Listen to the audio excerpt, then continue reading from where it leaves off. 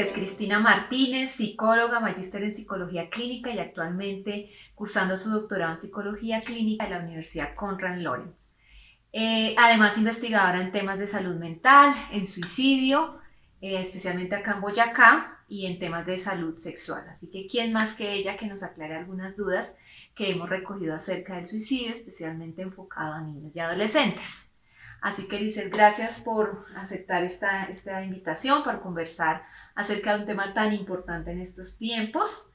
Y bueno, primero quiero aclarar un poco, vamos a hablar acerca de los factores de riesgo, explicarles a los que nos están viendo que un factor de riesgo son todas aquellas situaciones que pueden desencadenar alguna enfermedad o en este caso un acto suicida y que están relacionados con muchos elementos a nivel personal, social, familiar.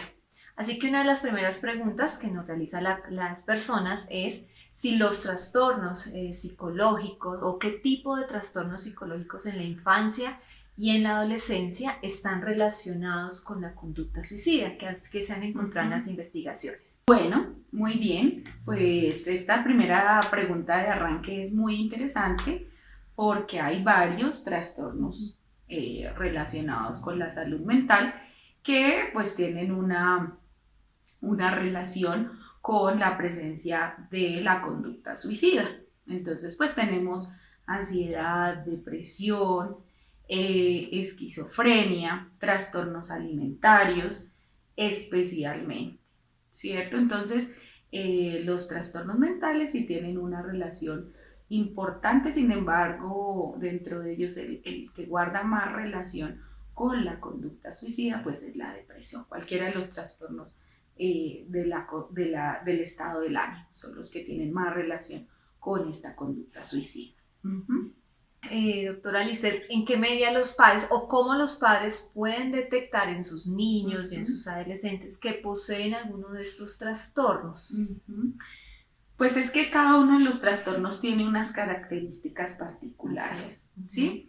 Entonces, de alguna manera, pretender que tengamos que sabernos todos y cada uno de los signos y síntomas de cada uno de los trastornos emocionales, afectivos, alimentarios, etcétera, etcétera, que existen, pues no resulta una tarea tan sencilla. De hecho, eso es una tarea para los profesionales, para los psiquiatras, para los psicólogos clínicos, para nosotros quienes nos dedicamos en profundidad a esto. Yo quisiera más bien referirme a algunas conductas o algunos indicadores más que de un trastorno específico, algunos indicadores o algunas señales de alarma que pueden ser inclusive transversales para muchos trastornos, como cuáles, como el aislamiento. Si usted nota que su hijo está retraído, aislado, si no comparte, si no expresa, si permanece mucho tiempo aislado en su cuarto, con su ordenador, con su dispositivo móvil y no interactúa, ojo, eso no quiere decir que estemos diciendo que ya tiene un trastorno mental, no, pero es una señal de alarma para que el padre pueda acercarse, verificar qué es lo que le está haciendo este jovencito, este chico, y pues puede ser un indicador transversal de muchas cosas, ¿cierto? Si observamos que al joven, al niño, se le dificulta expresar sus emociones, es incapaz de reconocer lo que siente, es incapaz de expresar lo que siente, también es un indicador, nuevamente, no de un trastorno específico, pero sí que algo que puede estar afectándole y que es una señal de alarma que nosotros como padres podemos identificar. Importante también si vemos que de pronto a mi hijo antes le gustaba hacer X cosa y ahora vemos que la ha abandonado, no solamente porque le perdió el interés, sino que ha venido perdiendo el interés a muchas cosas. Ojo, porque eso también puede ser una señal que nos puede indicar que tenemos que preguntar y saber.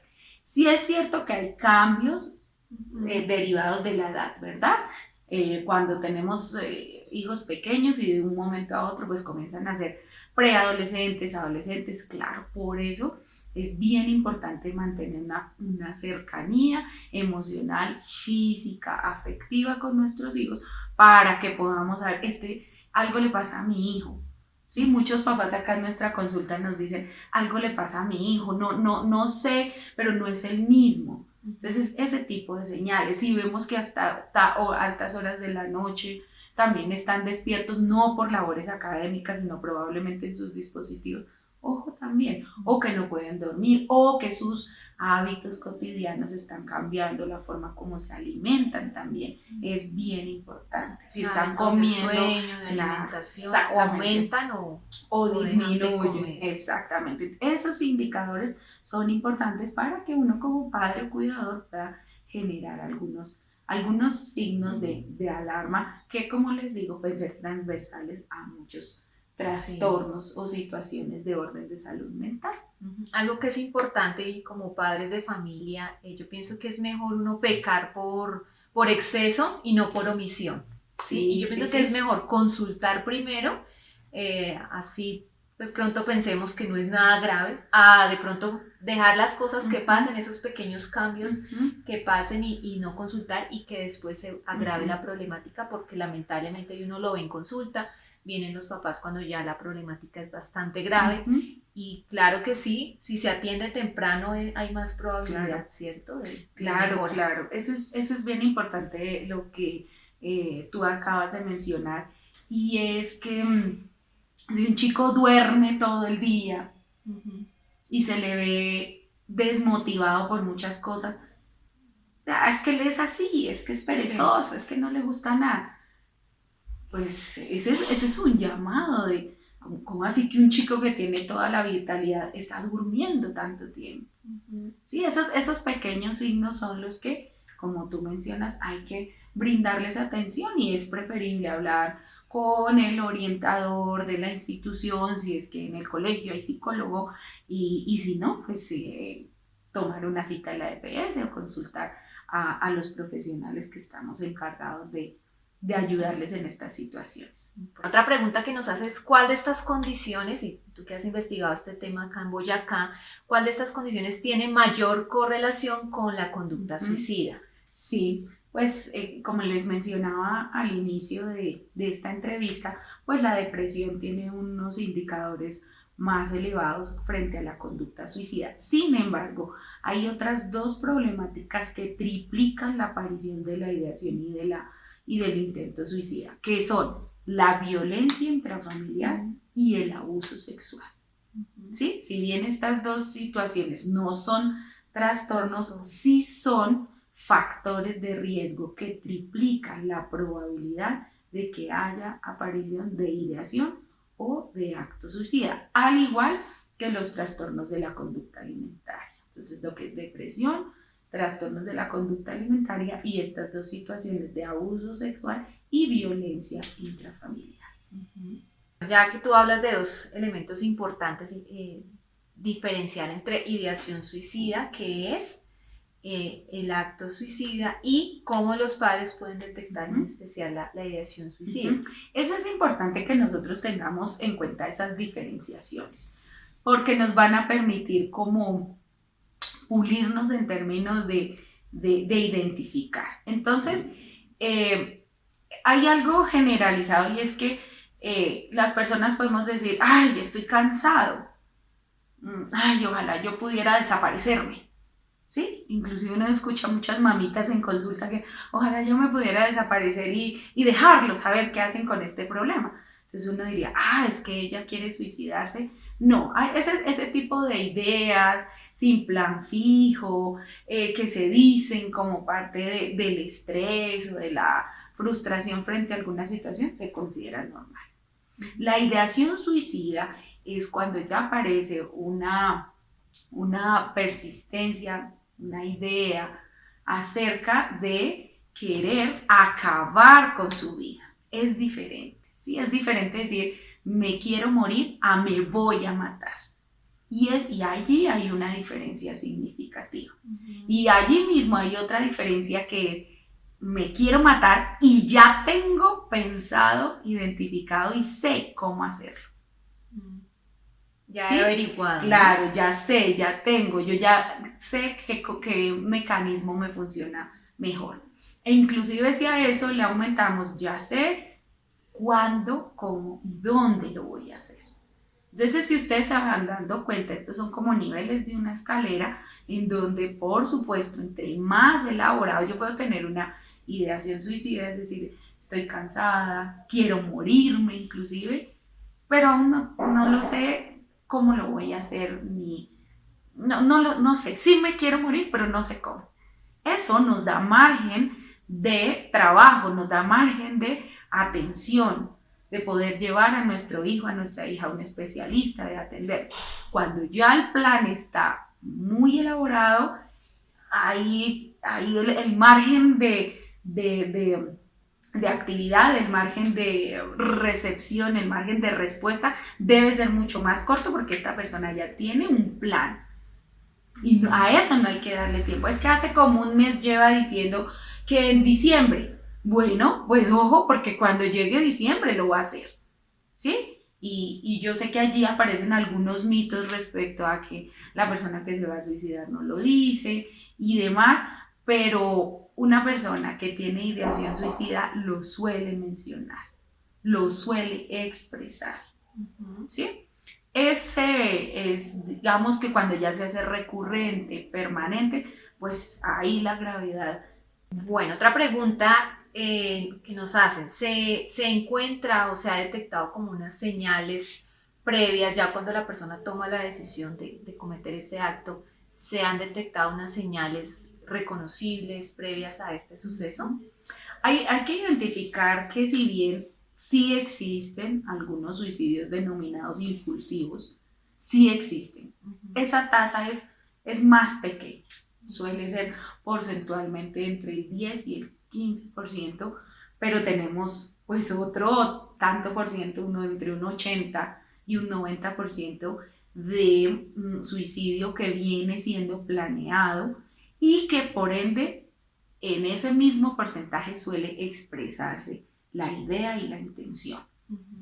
Alguien lo sabe, el mejor amigo, la mejor amiga, se lo ha dicho entre chistes, la persona viene planeando la situación, viene comprando diferentes cosas, viene cerrando ciclos y eso es muy importante y lo he visto mucho en la conducta suicida en mis pacientes sobrevivientes y es, yo dejé cerrado el ciclo, yo me despedí, yo preparé, que todo el mundo, pero ¿por qué haces esto? ¿Pero para qué? Y suelen decir y señalar que ya quieren cerrar ciclos, dejar hecho cosas, ¿sí? Despedirse de ciertas personas. Entonces, esos indicadores pues son inminentes de una conducta, de una ideación suicida que está ya planeado el intento y que por lo tanto pues el riesgo es bien alto.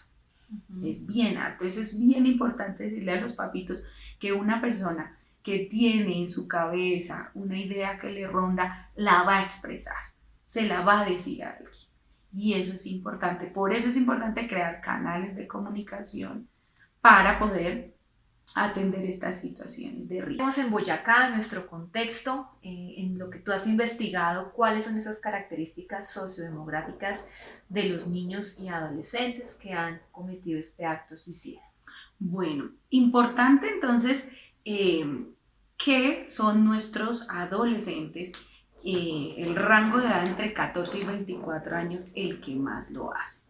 Sí, han habido modificaciones a lo largo del tiempo. Boyacá ha mejorado en términos de sus acciones en políticas públicas y demás, lo que ha hecho que las cifras porcentuales hayan ido bajando. El rango, más o menos el rango entre 14 y 24 años es el grupo etario en el que mayormente se ubica la ideación y el intento suicida, es decir, la conducta suicida en general. Boyacá ha tenido modificaciones en los últimos 10 años respecto de los grupos etarios mayormente afectados por esta problemática. Sin embargo, siguen siendo los jóvenes y lo que hemos visto es que a lo largo del tiempo la edad ha disminuido. ¿Sí? Más jóvenes son los chicos que piensan y que hacen el acto suicida. Entonces, eso es bien importante. De hecho, pues hay que considerar que la letalidad en los hombres es mayor, es decir, los hombres lo intentan y lo logran más, y las mujeres lo intentan más, pero lo logran menos. Sin embargo, esto lo que quiere decir es que hay unas diferencias en términos de cómo se comporta la conducta suicida. Importante también que no son personas ni de la calle ni abandonadas, sino muchas de las personas que cometen el intento suicida o que cometen el suicidio, pues son chicos de familias nucleares. No podría pensar que son personas en otro tipo de ubicación familiar, pero no, en las familias nucleares. Y estrato socioeconómico de cualquier estrato social. Lo que sí se ha venido encontrando en los últimos estudios, inclusive los que realizamos nosotros, es el tema del abuso sexual como predictor de conducta y de ideación suicida, lo cual es bien importante considerar, tanto la violencia intrafamiliar como el abuso sexual. Entonces, teniendo en cuenta que en nuestro departamento también son muy altas las cifras de abuso sexual, pues tenemos ahí un predictor de suicidio bastante importante. Sobre todo yo he visto en consulta muchos chicos que han sufrido abuso sexual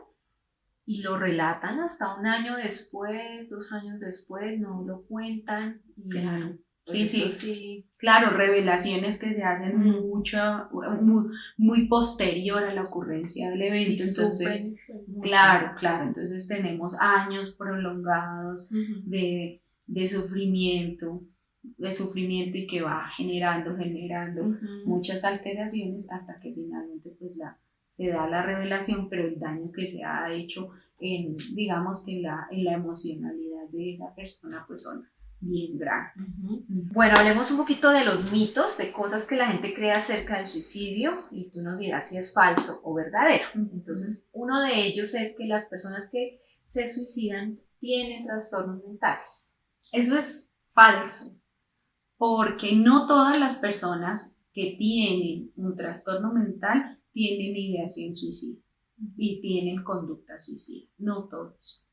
Igualmente, no todas las personas que han cometido un acto suicida tenían alguna prevalencia de un trastorno mental. O también se cree que los que cometen o estaban en estado de alcohol o en estado con alguna sustancia psicoactiva. Sí, sin embargo, es importante considerar que si una persona tiene ideación suicida, pues el consumo de sustancias, cualquiera que sea, alcohol o cualquier otra que sea, pues favorece el que haya una desinhibición y por ende se pueda aumentar la probabilidad de ejecución del plan suicida, o si no había plan, de la conducta suicida. Es cierto que el alcohol predispone el que una persona con ideación suicida pues se desinhiba y evita la conducta. Eso es importante. O alguna sustancia psicoactiva. Bueno, otro mito. El suicidio no puede ser prevenido porque ocurre de manera desprevenida. No, esto es totalmente falso y creo que ahí es donde está pues nuestra responsabilidad para nosotros los que nos dedicamos a la salud mental y también para los padres, los maestros, porque sí se puede prevenir, porque sí se puede atender, porque sí se puede hablar, dialogar, sí se pueden hacer intervenciones, de hecho se deben hacer intervenciones. Claro, ya les decía que hay un porcentaje mínimo que son esos suicidios impulsivos, porque sí ocurren, pero es un porcentaje mínimo, entonces tenemos otro tanto porcentaje, entre el 80 y el 90% de personas que están mandándonos señales de alerta que no interpretamos y que necesitan ayuda y que se puede prevenir una conducta suicida. Bueno, y un último mito, que es bastante popular también: los que intentan suicidarse no pretenden morir, solamente llamar la atención o alardear. Sí, yo he escuchado hace muchos años ese mito y siempre que me han preguntado sobre esto, pues pienso, y es que pues por ende es falso, ¿no? Pero también esa persona, porque también hay personas que probablemente emitieron la conducta suicida, inclusive al entrevistarlos dicen, minimizan de pronto el evento, pero también una persona que piense en el suicidio para llamar la atención de su pareja, para llamar la atención, pues también requiere ser atendida. Así no esté en un riesgo alto de suicidio, pero alguien que necesita hacerse daño, infligirse dolor para decirle a otro, oiga, acá estoy, oiga, quiérame, oiga, páreme bolas, oiga, no me termine, no me deje. También algo pasa con esa persona que minimiza el valor de su vida, que se pone en completo riesgo solamente para evitar una ruptura amorosa, por ejemplo. Entonces, esa persona también requiere atención, al igual que la que en realidad dijo, por ejemplo, porque en el suicidio sucede mucho y es, quiero cesar este dolor. ¿Sí? Lo que nos dicen los pacientes en consulta es, no quiero sufrir más. Es la única forma que veo para cesar el dolor. Y he hecho de todo o he hecho muchas cosas. Sí, ¿no? ya hice esto, ya intenté esto y ya no tengo más caminos. Sí, el suicidio aparece o la ideación suicida o la conducta suicida aparece cuando la persona siente que ya no hay nada más que hacer. Ya no hay nada más que hacer, entonces, pues bueno, esta es como una salida. Cuando uno le abre la puerta a esa probabilidad de decir como, ok, esta es una posibilidad, ahí se abre un camino y ahí es donde pues se despliegan las posibilidades. Sin embargo, y este es un mito que también aparece y aunque pues tú no me lo preguntas, pero algunas veces me lo han preguntado y es, no sé, yo tengo miedo de preguntarle a mi hijo que si se quiere suicidar, porque de pronto si yo le digo, yo lo estoy induciendo a que se suicide. Pues, queridos padres de familia y las personas que nos están viendo en este video, pues la única forma que nosotros los clínicos tenemos para saber si nuestros pacientes tienen riesgo suicida, pues es preguntándoles. Claro, hay que tener algunas consideraciones para hacer esas preguntas, pero en realidad hay que preguntarlo directamente, sin crítica, pero usted ¿por qué va a hacer eso? Sencillamente, si en realidad nos interesa saberlo, preguntemos. Si la respuesta es afirmativa, pues busquemos el experto que nos pueda ayudar, acompañar, tomemos la cita, saquemos la consulta, bueno. Pero esa es la única forma de saberlo y preguntarlo no es inducirlo, preguntarlo es para saberlo, para poder atender la situación. Bueno, un tema muy interesante, quizás queden muchas preguntas o surjan de allí muchas preguntas, así que los invitamos a que nos escriban sus dudas y los estaremos respondiendo también a través de los diferentes canales. Muchísimas gracias por tu participación y por resolver esto tan importante. Muchas gracias a ti, Viviana, por la invitación y bueno, quedamos acá conectados mediante nuestras redes sociales. Cualquier comentario, pregunta, estamos siempre dispuestos a responderles. Hasta una próxima oportunidad. Feliz día.